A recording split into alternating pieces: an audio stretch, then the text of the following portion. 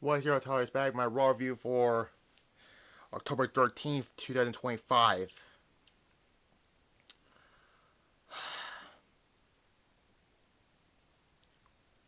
What the hell was that ending?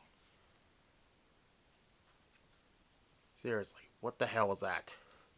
It was in the RAC arena in Perth, Australia, like Crown Jewel and SmackDown was, but yeah, we're on the way to Survivor Series, and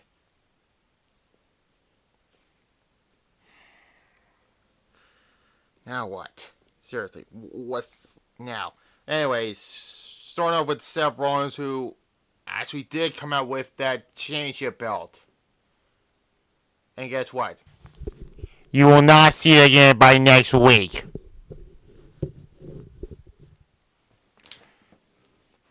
So he comes out, Seth Rollins delivered a reversing promo after he won over Cody Rhodes at Crown Jewel. He showed some love for Paul Heyman and Braun Breaker before declaring Braun Strowman the new tribal chief, and makes a note here that I have been catching up on this promo due to missing an alarm in the melee, and then Rollins, showed up the belt, and there's that. Anyways,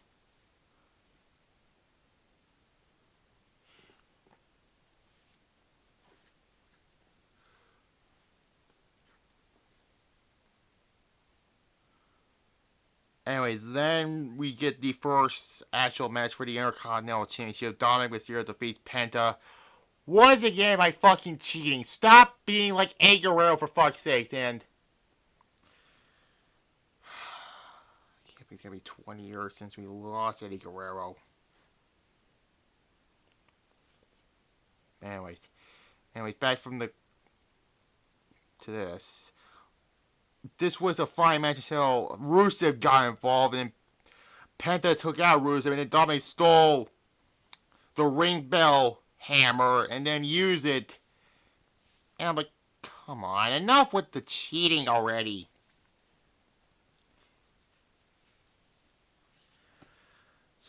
But still, I get a 2.5. I'll give that.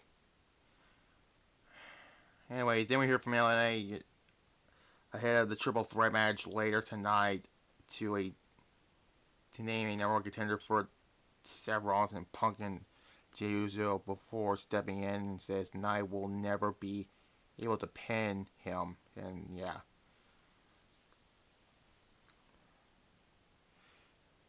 Anyways, then Asuka is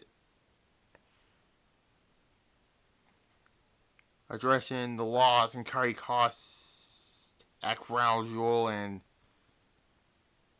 then Curry Singh lost to Rhea Ripley after that.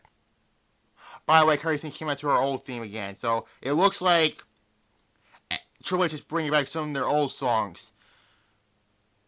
Maybe this woman get her old song back.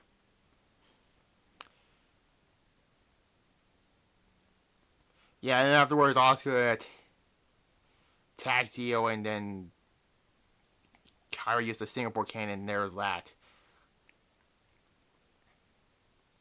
Anyways, then backstage, Jimmy and Jay address what happened at Crown Jewel, and Jimmy gets ready for his match against Bronson Reed, and Jay is sick of dealing with Roman's weight, and yeah, and then Bronson Reed just squashed Jimmy Uso. That was it. Not greatness at all.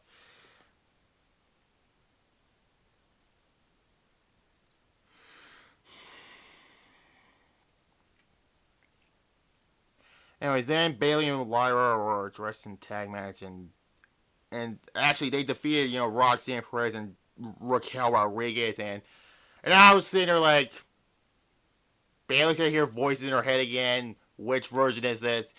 But they won anyways. There's that. It was a decent tag team match, and that's basically it. And there's,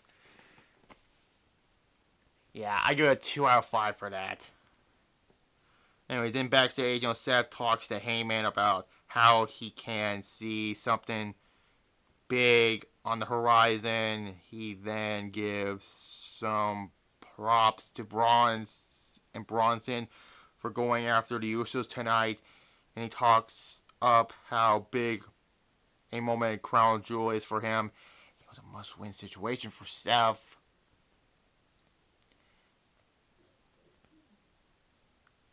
It's for him, and tells the pair to be rating that with air as he feels they're just about ready to take things to the next level and reach this mountain time. Then Bold Eagle is weighing on update on the end up talking to AJ Styles after he had a match against John Cena Crown Jewel, and then Dom interrupts why he's the only working champion around here, and Styles bring up a good idea to have JD and Finn defend their tag titles against AJ Styles and Dragon Lee, and Pierce agrees to that.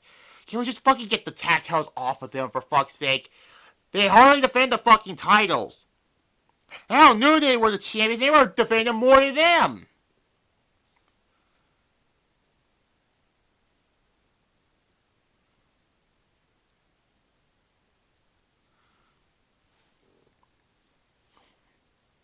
Anyways, then Stampede Akira gets an interview. The winner's crown, the winner of the winner's crown jewel championship, who actually did show up with the belt. But again, you will not see that belt again by next week, because Saudi Arabia are greedy assholes. Until she gets interrupted by Roxanne Perez and Raquel Rodriguez. Why? They lost their tag match.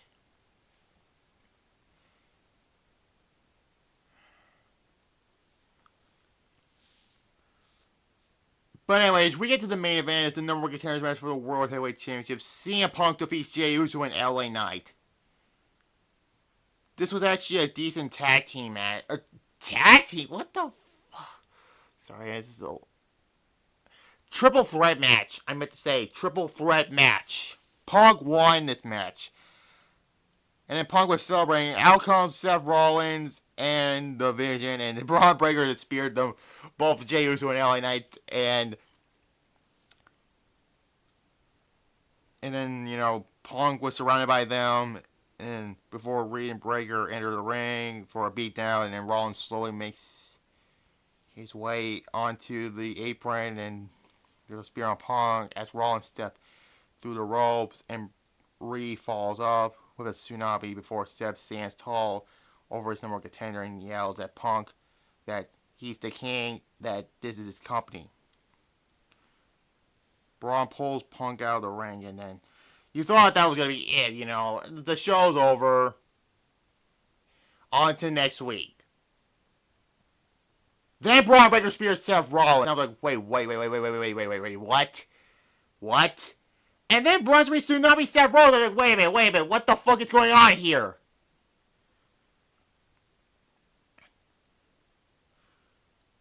And then Heyman grabs the World Heavyweight Championship, and Paul has no choice to raise their hands. I'm like, wait a minute, what the fuck is going on here?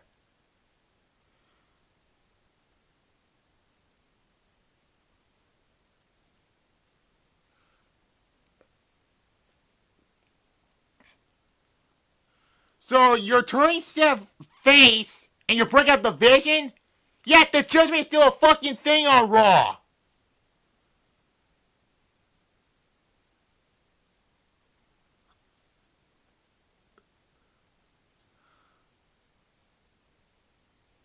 I mean, the match, 3 out of 5, but why though? Or is, like, seriously, I have no fucking clue what's going on around here. So yeah, like,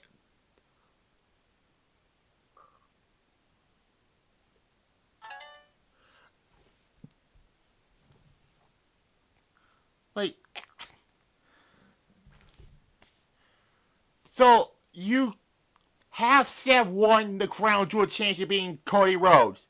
Then he gets turned on? What the fuck kind of WCW 2000 booking is this? So yeah, Raw.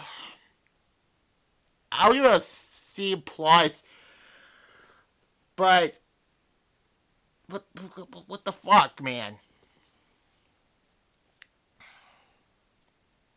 So yeah, I'll do my Halloween Kills review tomorrow, and then Wednesday will be episode 99 of Showdown. And then Thursday on Signature Channel, you can start a clarification on that one. You will see Halloween Havoc 1989 on there, and there. Like this video, comment below, subscribe to this sharing amplification as well. My second channel titles retro review, so you'll see that review. And bye. What the hell was that?